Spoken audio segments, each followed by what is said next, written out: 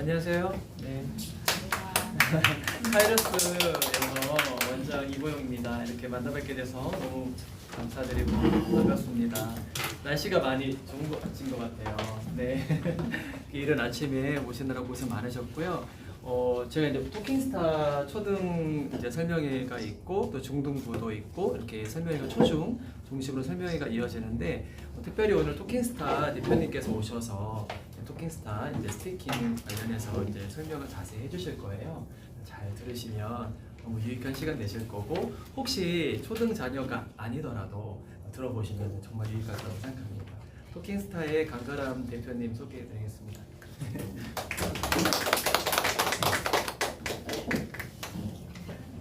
반갑습니다. 귀중한 시간 내주셔서 혹시 초등생 자녀로만 있으신 분 있어요? 초등생만 혹은 초등생 자녀도 포함해서 그럼 손 안 내신 분들은 다 중고등이신 거죠? 그럼 중고등 학생 학부모님들은 시간이 이제 좀 애들을 키운 지가 좀 시간이 좀 지난 상태일 거고 오늘 주로 이제 초등에 대해서 말씀을 드리려고 하는데 중등까지도 안녕하세요. 초등 영어와 중등이 완전히 이제 붙어 있어요. 그래서 이제 저는 주로 스피킹에 대해서 오늘 많이 말씀을 드릴 거고요. 조금 생소한 부분일 수도 있고 또 앞으로 우리가 유의해야 될 부분일 수도 있어서 고려해서 한번 보시면 좋을 것 같습니다. 오늘 순서는요. 지금 번호는 이렇게 되어 있는데요. EFL 환경의 영어 학습 스피킹 체화에는 골든 타임이 있다는 한 가지. 두 번째로는 아마 이 토킹스타에서 연습하는 아이들은 적어도 매일 30분 동안은 아주 다양하고 복합적인 연습을 하게 될 겁니다. 이제 녹화란 요소가 들어가 있기 때문에 이게 왜 중요한지. 그리고 세 번째로는 이제 캠브리지, 우리가 익히 알고 있는 캠브리지 대학 출판사의 커리큘럼에 대해서 잠깐 소개해드리고, 마지막으로는 이제 실력 인증 테스트 두 가지에 대해서 말씀드리겠습니다. 근데 이제 학원마다 이 테스트를 임하는 또 선택 사항이 좀 다를 수가 있어서 참고로 보시면 될 것 같아요. 일단 이거 한번 보실까요? 전 세계에 있는 언어에서 가장 어려운 언어다 그러면 한국인 입장에서는 사실 어떤 언어일 것 같으세요? 자유롭게 그냥 얘기해 주셔도 돼요. 영어가 제일 어려우실 것 같으세요? 중국어. 네. 또 있으세요? 네. 그 지구본 딱 돌렸을 때 한국에 가깝게 붙어 있는 나라의 언어가 좀 더 빨리 배울 수 있는 언어이고요. 한국에서 멀리 떨어져 있는 나라에서 쓴 언어가 사용하기 좀 어렵고 배우기 어려운. 즉 미국이나 영국 영어권 사람들은 한국어를 배우기를 어려워하고요. 혹은 중국어, 일본어. 한국, 중국, 일본 사람들은 영어를 배우기를 어려워합니다. 그래서 미국에서 외교관들을 쫙 전 세계에 파견을 하면요, 절대적으로 배워야 될 그 시간이 있어요. 중동어라든가 한국어 같은 경우는 한 2,200시간 정도 필요합니다. 이 말인즉슨 지금 한국이 이제 거리를 지나가면 한국은 영어를 공용어로 쓰는 나라도 아니고 완전히 다른 언어로 지금 배워야 하는 나라잖아요. 그러하기 때문에 이 EFL 환경이라고 하는데 이러한 노력이 필요합니다. 애가 엄마랑 이제 계속 이제 말을 하기 직전 이 말문이 트이기까지, 그러니까 말을 잘하는 시간이 아니라 말문이 트이기까지 걸리는 시간이 한 2,400시간 정도 돼요. 언어적으로 좀 발달한 아이들 한 2,000시간 정도, 그 정도 됩니다. 이 얘기가 뭐냐면 모국어를 한국어로서 처음 접하는 아이조차도 절대적으로 인풋이 들어가는 시간이 이제 걸린다는 뜻이시죠. 그렇다면 만약에 우리 애가 지금 현재 한 6, 7살이 아니라 한 10살, 12살 아니면 심지어 이미 14살, 14세를 넘었다라면 말하기와 관련해서는 더 많은 시간이 걸릴 수도 있습니다. 이 두 가지 중에서 한번 보시면 될 것 같아요. 말하기는 사고학습 과정인가 아니면 운동 습득 과정에 가까운가. 오른쪽입니다. 사고를 통해서 어떤 개념을 취득하고 지식 획득을 하는 그런 학습 과정이 아니라 수영을 배우는 것, 근육을 키우는 것과 똑같아요. 말하기는. 또 습득을 하려면 이렇게는 절대 습득이 안 되겠죠. 네, 이론 습득하고 한다고 해서 수영을 잘하게 되지가 않잖아요. 무조건 처음에 기초부터 시작해서 내가 내 몸에 완전히 체화돼서 모든 동작이 정확한 위치에서 작동하게 되기까지 시간이 걸리겠죠. 네, 언어도 똑같습니다. 그래서 골든타임이 딱 하거든요. 고양이가 빛을 보고 눈을 뜨는 시기는 한 2주, 독수리가 절벽에서 떨어뜨리면서 자기 새끼를 나는 법을 배우는 시기는 약 100일 정도. 이 시기를 놓쳐버리면요 못 보고 날 수가 없어요. 그래서 아까 제가 여쭤본 게 이 부분 때문에 제가 여쭤본 거거든요. 우리 아이는 좀 늦은 거 아니야? 이렇게 생각할 수도 있는데 사실은 이제 그렇지만은 않아요. 근데 일반적으로 말씀을 드리면 14세를 기준으로 이 아이가 습득을 하느냐 아니면 학습의 차원으로 전환이 되느냐는 14세 기준으로. 이거는 이제 뇌과학적인 측면이라서 어쩔 수가 없어요. 이거는 간단하게 한 7세 정도면 이제 엄마랑 하고 싶은 말 다 하잖아요. 영어로 하든 한국어로 하든 아이들이 엄마랑 그 나라의 모국어로 모든 언어를 다 합니다. 웬만한 걸 다 해요. 근데 그게 이제 이 두 가지 영역에서 말을 하게 되는 이 과정의 발달 시기가 7세부터 성숙되기 시작합니다. 그 다음에 한 14세까지 어떤 일이 이제 이 뇌 안에서 계속 벌어지냐면 뇌 왼쪽 좌뇌, 우뇌가 있는데 언어적인 측면으로 봤을 때 좌뇌는 좀 논리적이에요. 이쪽 파트는요. 그래서 문법이라든가 하다못해 처음 시작하는 파리스 법칙조차도 좌뇌에서 팽팽 돌아갑니다. 그래서 우뇌 역할은 요 좌뇌 역할을 잘 받아서 신속한 반응을 담당합니다. 그러니까 어떤 아이들은 머릿속으로 중얼중얼 하다가 나와야 되는 아이가 있고 그런 거 없이 이런 상황에 탁 놓여주면 말이 탁 나오는 아이들이 있을 텐데 이 좌뇌와 우뇌에서 어디가 더 발달했냐에 따라서 달라집니다. 근데 이제 이 두 개를 이제 중간에 이어줘요. 그게 바로 이제 중간에 뇌들보, 뇌량이라 그러는데 한 12세 정도까지, 길게는 아까 14세라 그랬죠. 그때까지 초고속으로 쫙 성장을 합니다. 그래서 이 구조를 우리가 알아야 우리 아이가 현재 시점에서는 어떤 연습을 좀 해야 될까, 또 어떤 연습을 반드시 해야 될까, 이런 부분을 좀 더 이해할 수가 있겠죠. 그래서 이건 이제 뭐 많이 써 있는데 간단하게 말해볼게요. 뇌 가소성입니다. 어른보다 더 말랑말랑하잖아요. 그러니까 어른보다 아이들이 더 자주 반복되는 언어 자극에 민감합니다. 근데 짧은 주기, 계속해서 반복될 때 뇌가 발달을 하죠.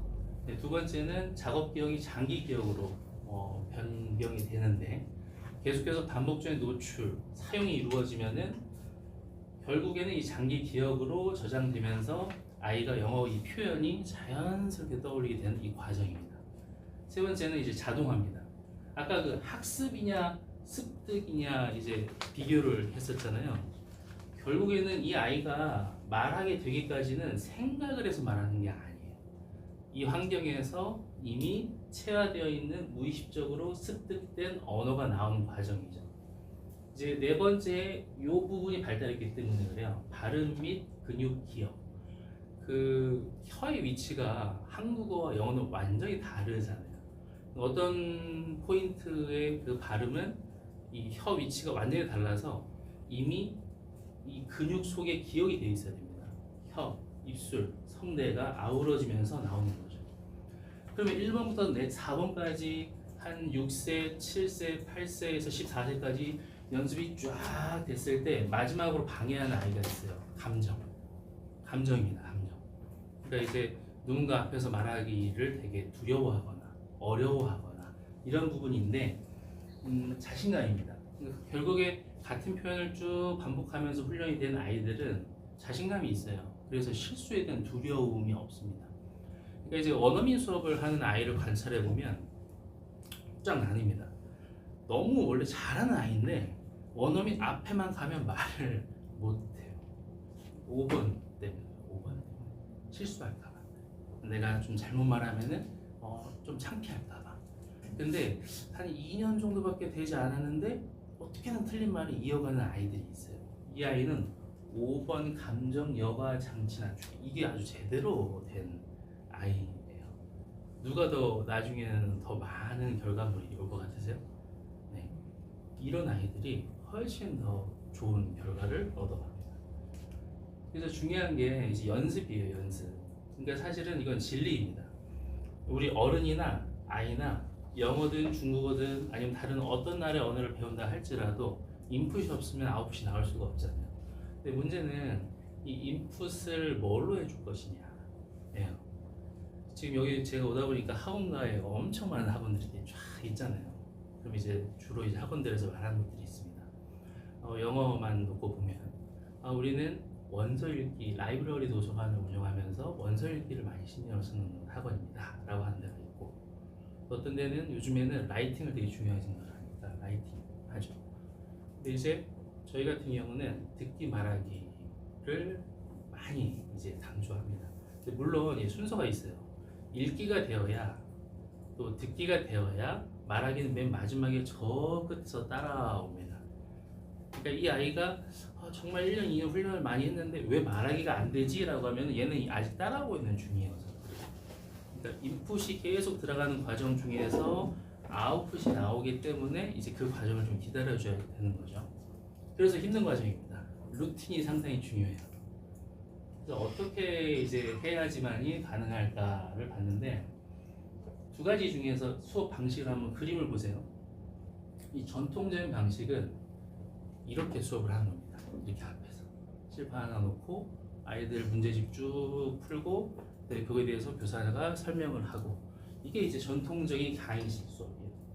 근데 언어를 학습하려면 이 방식을 배제할 수는 없지만 이 방식만으로는 절대로 어떤 언어를 습득할 수가 없어요. 이 방식이어야 됩니다. 플립 러닝이라고 이제 많이들 들어보셨죠. 플립 간단히 그냥 거꾸로 이제 바꿔놓은 거예요. 강사가 일반적으로 쭉 전달하고 그리고 아이가 문제 풀고 숙제 해오고, 이 방식이 아니라 아이가 먼저 오늘의 수업 분량에 대해서 접해야 돼요. 연습을 해야 됩니다. 그래서 그 과정이 끝난 상태에서 선생님은 코칭 개념으로 들어가는 거예요. 이 개념을 보면 비중이 이 아이가 연습을 하게 하는 시간이 상당히 많이 필요합니다. 선생님이 뭐 엄청 가르치는 거를 많이 해준다고 해서 이 아이가 늘어나는 게 아니에요. 물론 중학교에서 고등학교 어머님 입장에서는요, 요게 좀 약간 사치스럽게 느낄 수 있어요. 남은 시간이 얼마 없잖아요. 그렇죠? 그리고 우리 아이가 할 것이 영어만 해야 되는 것도 아니고, 여기가 지금 국어학원인데 국어, 영어, 수학 등등을 다 잘 해내야 되잖아요. 그러니까 결국에는 고등학교 혹은 중학교 3학년 정도 간 시점의 자녀들 같은 경우는 시간 배분이 완전히 달라지겠지만, 제가 지금 기준으로 삼는 거는 초등에서 중등 넘어갈 때까지는 그래도 이 연습량으로 승부를 볼 수가 있다. 네. 그래서 지금 저도 이제 직영어학원을 운영을 동시에 하고 있는데 이제 비교를 해봅니다. 한 5학년, 4학년 들어왔는데도 기초가 안 되는 아이들이 있고, 한 1학년부터 쭉 하는 아이들이 있는데, 아까 앞에서 보여드렸던 5가지 요소가 물론 다 중요하지만 결국에는 이걸 못 해내는 아이들은 그 어떤 교수법이 훌륭하다 할지라도 어학적인 측면에서는 뭔가를 해내기가 좀 어려워요. 근데 이거를 잘하는 아이들은 금방 따라갑니다. 네. 중학교 1학년 아이가 이제 들어왔는데, 중학교 1학년 아이가 걱정이 많은 거예요. 교수비도 겨우 낼 정도로 어려워요. 엄마 사정도 자기가 잘 알고. 근데 이 아이가 공부가 너무 고팠던 아이였던 것 같아요. 그러니까 말을 하지 않아도 1시간 반씩은 더 하고 갑니다. 더 하고 가고. 그렇게 한 1년 반 정도가 지났어요. 결국 요 러닝이 스스로 하는 이 자기주도 학습의 이 부분이 되니까 선생님은 얘가 모르는 구멍만 살짝만 메워줘도 속도가 그냥 확 치고 올라가 버려요. 벌써 이미 중3까지 선행이 다 끝났거든요, 이 아이는. 그래서 고등학교 중에 들어갑니다. 물론 이미 중학교 1학년부터 시작했기 때문에 14세를 넘어서 습득 개념은 좀 어려워요. 이 아이는 학습 개념으로 갈 수밖에 없지만, 그럼에도 습득을 위한 말하기 연습은 매일 30분씩은 저희가 계속 시킵니다.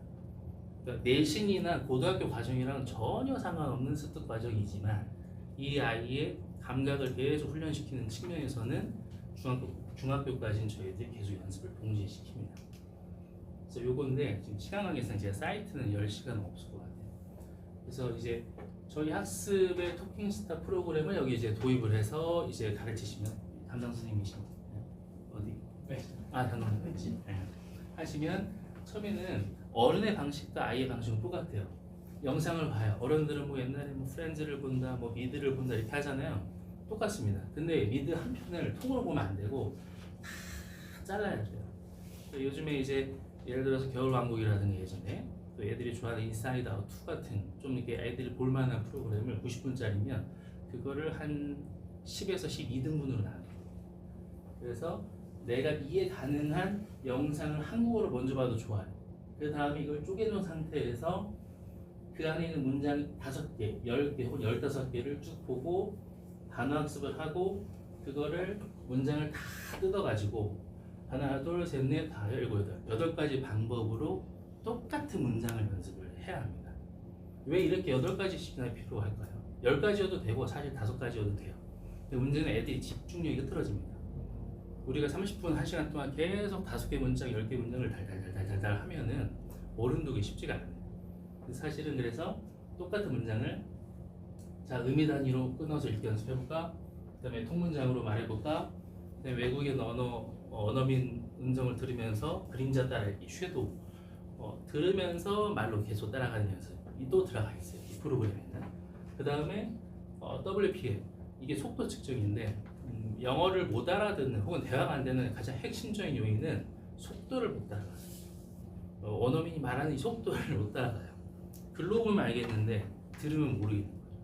아마도 앞으로 수능 시험은 뭐 다른 영어로 대체할 수가 없기 때문에 지금 뭐 되게 어려운 문제 한두 개 넣어가지고 그걸로 이제 단락을 결정하고 이제 그렇게 많이 하지만 많은 전문가들이 예측하기에는 듣기가 훨씬 더 어려워지지 않을까.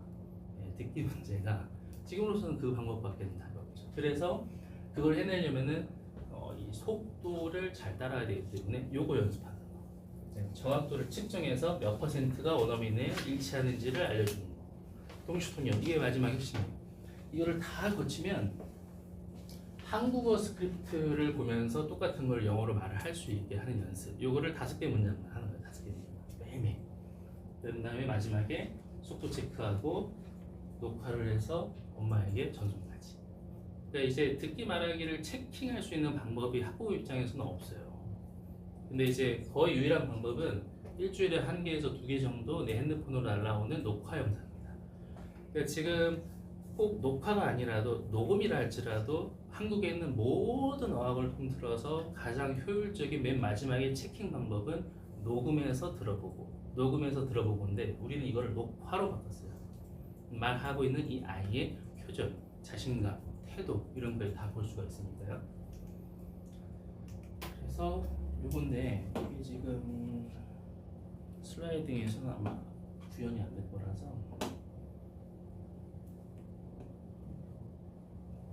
마우스가 잠시만요. 마우스가 안 먹네요.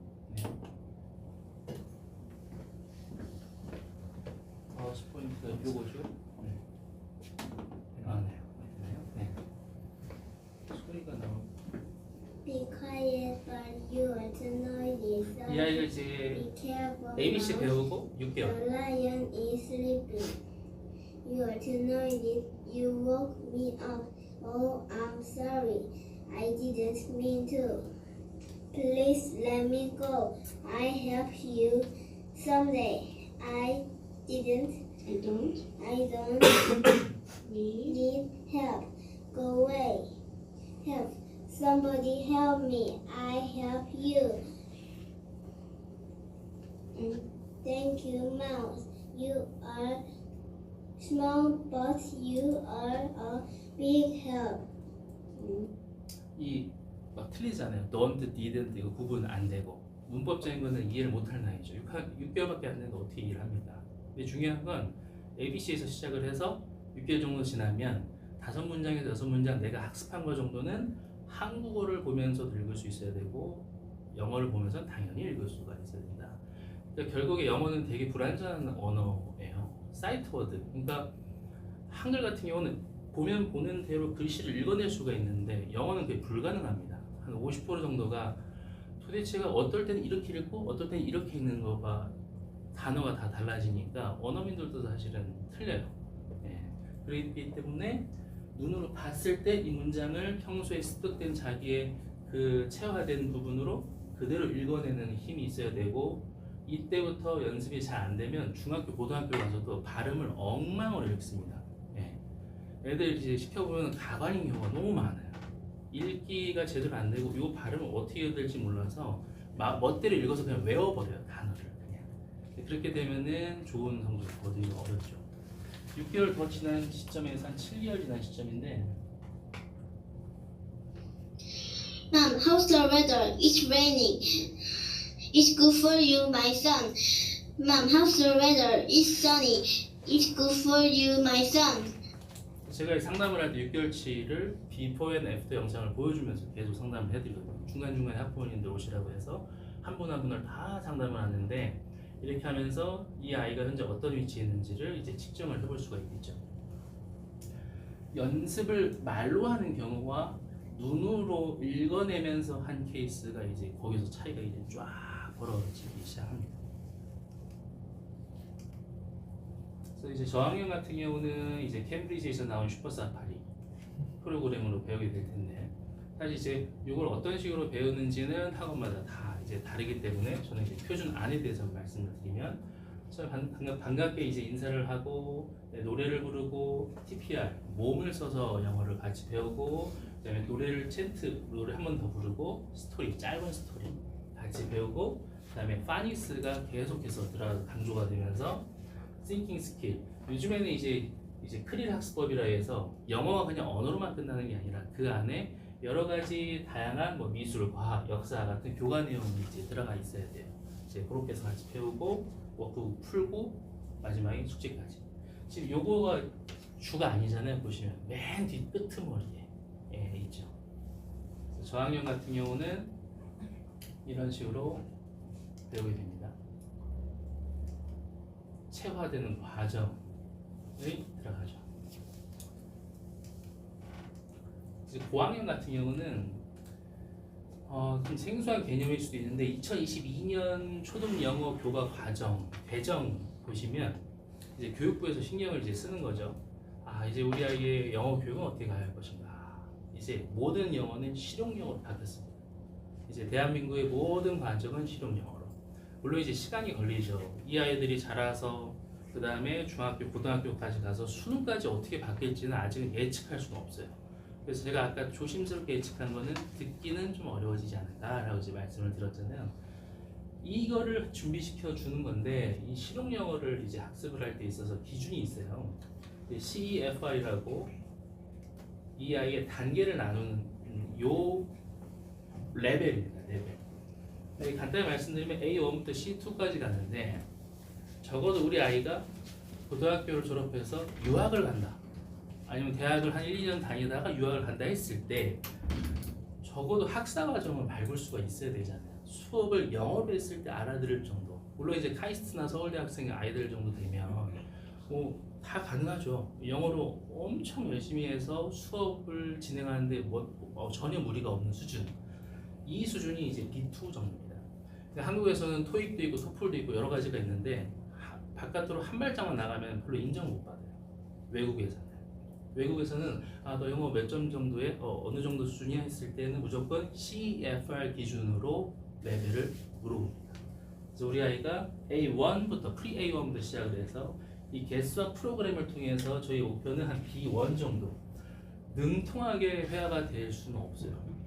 하루에 1시간 혹은 1시간 반 정도 하는 걸로는 그 정도까지 나오지가 않아요. 하지만 적어도 B1 레벨 정도, 여행 가면서 내가 무언가를 하고 싶은 의사 전달할 수 있을 수준까지는 초등학교를 졸업했을 때 하고 중학교를 올라가야 이제 수도 없이 많은 분량의 들이닥칠 문제들 그리고 지문들을 읽어내고 빠르게 속독을 하고 해결하고 할 만한 이제 능력이 생기는 거죠. 기초 체력이 생기는 겁니다. 그래서 뒤에 또 기다리시는 또 파트가 있으니까 이제 요 세부적인 거는 제가 넘어갈게요. 그래서 마지막으로 이제 인증을 한번 말씀을 드리면 우리 아이가 여기 보면 이제 영어 능력인데 사실 좀 조심스러운 부분이 있어요. 이제 한국의 모든 교과 과정이 초등을 실용영어 기준으로 바꿨다고는 하지만 결국에는 수능이잖아요. 우리가 수능 과정은 아직 이런 게 반영된 게 없어요. 네, 아직까지는 전혀 없습니다. 그래서 어떤 포인트에서는 조금 동떨어진 내 아이가 이제는 뭐 중학생이고 고등학생이고 혹은 초등학생이지만 조금 더 중고등에서 준비돼야 될 것들이 선행돼야 되는 게 아니야 라고 생각하실 수도 있겠지만 이 가치관에 있어서 이게 어느 정도 일치가 돼야 됩니다. 학부모님들이 마음속에 계속 의심이 들거든요. 이게 공망이 맞아? 얘가 잘하고 있는 게 맞아? 우리 아이 잘 가고 있는 게 맞아? 이런 생각들을 분명히 하거든요. 근데 적어도 언어를 이런 기준으로 해서 반복해서 연습을 했을 때 적어도 이 CAFR 기준으로 언어적으로 B1 정도를 가져오셨을 때에는 중고등은 문제가 되지 않는다. 그러니까 사실 영어는 중학교 3학년 정도는 이미 끝나야 돼요. 예. 고등학교 가가지고 영어를 막 뭔가를 하고 있으면 안 됩니다. 예, 시간이 없어요. 예. 초등에서 중등까지 고등 영어까지를 다 잡아놔야 됩니다. 그럼 어떻게 잡을 것이냐? 문제는 수능 지문을 이런 훈련을 쌓은 아이들한테 줘보고 문제를 많이 풀어서 내신 100점 많은 아이들 비교를 해봐도 실수가 잦은 아이들은요 문제풀이에 특화된 아이들이 한 번씩 꼭 실수들을 해요. 근데 언어 훈련을 쭉 거쳐가지고 이미 몸에 체화된 상태에서 스킬 훈련을 나중에 시작한 아이들 비교를 해보면 기초가 너무 탄탄하기 때문에 비교가 되지 않습니다. 근데 문제는 이 기초가 탄탄해지기까지 시간이 걸려요. 네. 초등 시간 아무리 짧게 잡아도 4년에서 6년 그 이상이 걸려버리기 때문에 어머님들은 불안하죠. 네.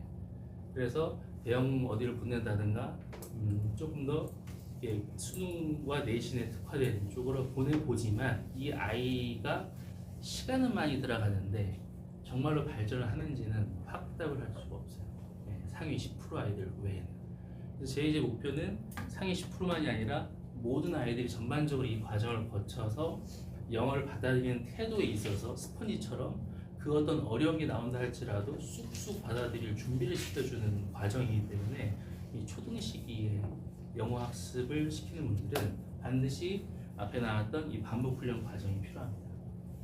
그래서 이제 아까 말씀드렸던 초등 영어 과정이 이제 CEFR을 반영을 해서 나왔고요. 이제 여기서 1년에 한 번 정도씩 테스트는 자체적으로 하실 수도 있고 아니면은 외부적으로 YBM에서 주최하는 듣기 읽기 시험 혹은 전체를 총괄하는 시험을 보셔서 이렇게 스텝 바이 스텝으로 우리 아이가 어디에 머물러 있는지 사실 초등 고학년 정도 되면 성인 토익의 중급 정도 레벨 정도까지는 따고 그 정도 레벨까지 올려놓고 중학교를 들어가면은 이 아이는 전혀 앞으로 영어에 대해서는 걱정할 필요가 없습니다. 근데 문제는 이 아이가 어떤 레벨에 있는지 머물고 있는지를 알아야 되는 거죠. 근데 이것을 단순하게 말 잘하는 것만 볼 것도 아니고 이 4대 영역을 종합적으로 잘 평가를 하는 방식이 필요한데 어학이기 때문에 저는 두 가지 방법을 추천해 드리는 겁니다. 첫 번째는 YBM에서 주최하는 JT 스피킹 테스트, 두 번째는 아까 CEFR 기준을 반영한 캠브리지 테스트입니다. 요거는 이제 컴퓨터 앞에 쭉 앉아가지고 아이들 시험을 말로 녹도 하고 이 구두로 푼 다음에 미국으로 보내서 점수를 체킹해서 보내오는 방식. 그 다음에 캠브리지 테스트는 그 중에 잘하는 아이들을 추려서 근데 만약에 한 30명이 넘으면은 이제 캠브리지 지사 측에서 여기로 이제 원어민 강사 2명을 보내드릴 거예요. 그러면 구두 면접 방식, 여러 가지 도구도 사용하면서 이 아이가 이 상황에서 올바른 영어로 표현을 해낼 수가 있는가. 이거는 4대 영역을 전체를 측정하기 때문에 추천드린 거는 캠브리지 테스트. 일단 이걸로 기초적인 부분을 테스트를 다 하시고 그 다음에 넘어가시길 추천드립니다. 그리고 이제 레벨에 대한 거고요. 토익, 브릿지, 토익까지. 마지막 페이지인데요. 제가 딱 30분을 제가 배정을 받아가지고 지금 2분 남았습니다. 시간 내에서. 이 그림 보시면 제가 어떤 얘기를 할 건지 다 아실 거예요. 그 엄마의 조급함과 아이의 어학 발전은요 맞물려 있는데 이 아이가 아무리 공부를 잘하고 머리가 좋아도 이런 느낌 들 겁니다. 예, 무조건 들어요. 언어는 그렇습니다. 이 언어가 어느 한 스텝을 발전을 하려면 계단식이에요. 쭉 비슷한 레벨 수준을 한 1년에서 2년 정도는 계속 밟아 나가다가 이 아이가 누적이 되겠다가 어느 한순간 톡 튀어오릅니다. 그 다음에 쭉 가요. 그러니까 우상향으로 이렇게 그려지는 게 아니라 평행선을 그리다가 한번, 평행선을 그리다가 한번 이렇게 가요. 영어는 그렇습니다. 근데 이제 이 급할 때는 이걸 압축해서 해야 되겠죠. 지금 막 중학교, 고등학교 들어가가지고 시간